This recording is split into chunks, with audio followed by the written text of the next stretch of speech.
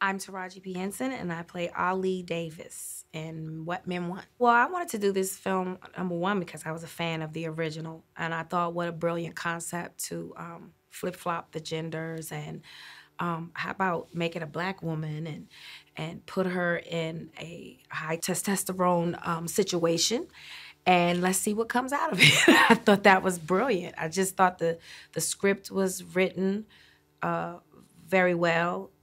And I was just honored that they thought of me. I think what makes this movie so timely and relevant is the subject matter. We're in an age where now we're discussing equal pay for women and men. And this movie definitely addresses it. Ali is trying to become a partner in a boys' club. And she's watching all these men rise before her, and it's frustrating because numbers don't lie, and she's putting up the numbers, but she's not getting the check. And I think a lot of women out there will identify with Ali and her struggles. What makes Ali a total badass is that she doesn't back down. She's trying to get through that glass ceiling.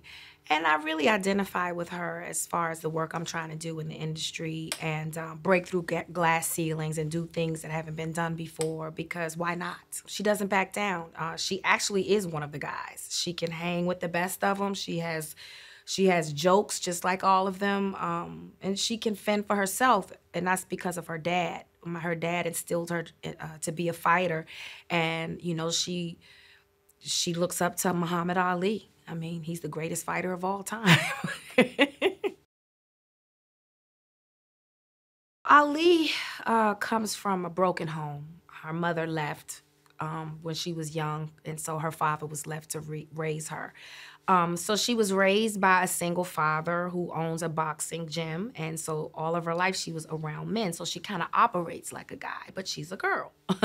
So I think the most interesting part of her arc is that, you know, usually in rom-coms, you know, the woman is going through her struggles, and then she meets a man, and then all of a sudden, magically, everything is perfect. Well, this is different. We took a different approach. We took a more realistic approach.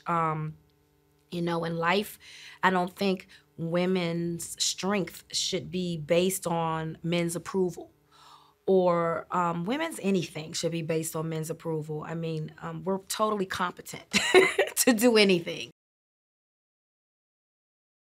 When she gets the power to hear men, you know, you don't know your flaws until someone tells them to you. But she's so intimidating that people are afraid to say things to her. And even if they do, she has a way of twisting it around like, ah, it's not me, it's you. You know, because her dad told her to always have herself.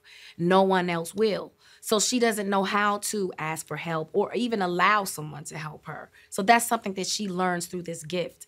And she learns a softer side of herself. She doesn't know how to be a nurturing woman because she didn't have one around her. Richard Roundtree plays Skip Davis. And it was hard for me to hold it together a lot of times because he reminds me of my dad who passed away in '06. And just that relationship was, some days it was kind of hard. I kind of kept it to myself. I don't think anybody ever knew that. But, you know, I think those scenes are going to come off really charming because he really has the feel of my actual father who has passed. Ali, for the most part of her life, took her friends for granted, especially her sisterhood. You know, women need that. We need a nurturing. I call my girlfriends the sisters of the yam. It's based on a book, but yams are very nurturing, and that's what women are. We're very resourceful, and I think that we do well when we come together. And Ali doesn't understand that. And it took her to hit rock bottom and lose everything for her to get the picture, but she got it, you know? And that's the thing about life and love and friends. It's a beautiful thing when you have friends that love you through your flaws. That's when you know you have really good friends. And thank God she came to that realization because she was on the verge of losing some really good support system. Well, Wendy I've worked with before, of sure, you know, on Think Like a Man. So it was great to reunite with her. I just think she's absolutely funny. I am a fan of her work, and I watch the Goldbergs. And Tamala, I've known for years. I was so excited to finally work with her because she's someone that I admired long before I even acted. Before I got to LA, I saw her work. So I was just happy to finally be able to work with her. And I mean, these women are very funny. Phoebe, it's just on the set, it wasn't acting. I just felt like I knew them. You know, sometimes when you work with women, you just don't know how the attitudes, and it was just like we knew each other and we went way back, and it never felt like work.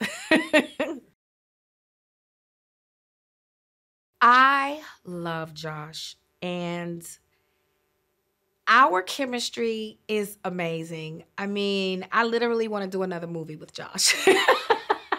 Like a superhero film, and he'll be my sidekick. He's an amazing companion on film. He really is. His comedic timing and his wit is impeccable. Tracy Morgan. He reminds me of Rodney Dangerfield. He really does. His wit, his humor, because he'll be talking about one thing, and next thing you know, you went left. And it's like, Tracy, hey, how do we get on this topic? And it's just like, it's true.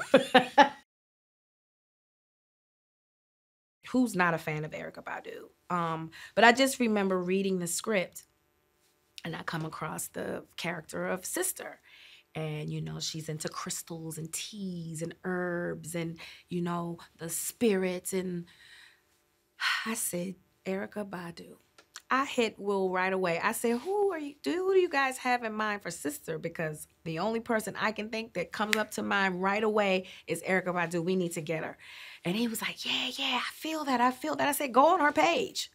Go on her page. I bet you right now she's burning an incense, drinking some tea, planting some flowers. I just think she's perfect. And then, you know, I know she has a great background in acting. So it's easy. That was an easy cast.